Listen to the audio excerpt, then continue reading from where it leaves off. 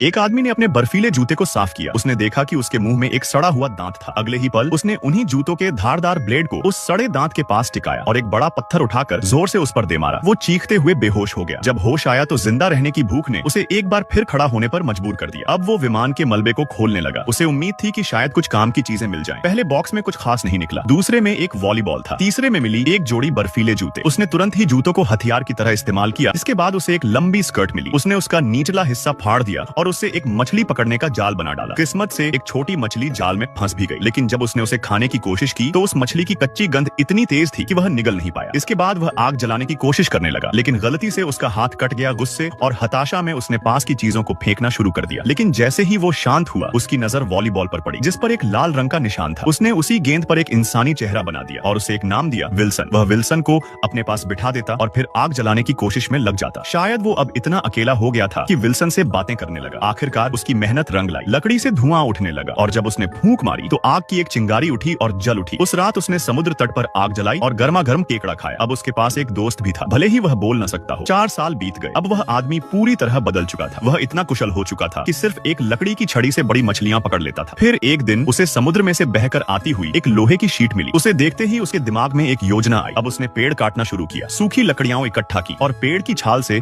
रस्सियां बनाई। यहाँ तक कि पुराने वीडियो टेप को भी उसने फाड़कर उनसे और लंबी रस्सियां बना डाली। लेकिन फिर भी रस्सी कम पड़ रही थी। अब उसने विल्सन की ओर देखा, जैसे अपने किसी पुराने दोस्त से बहस कर रहा हो। आखिर में उसने पहाड़ की चोटी पर चढ़ाई की और वहां से वह रस्सी उतार ली, जिससे वो पहले कभी आत्महत्या करने वाला था। जाने से पहले उसने विल्सन को अच्छे से सजाया, पत्थरों की दीवार पर एक अलविदा संदेश उकेरा और फिर विल्सन को नाव के सामने बांध दिया। उसने उस एकमात्र पार्सल को भी साथ रखा जिसे उसने आज तक कभी खोला नहीं था। अब वह समुद्र की ओर निकल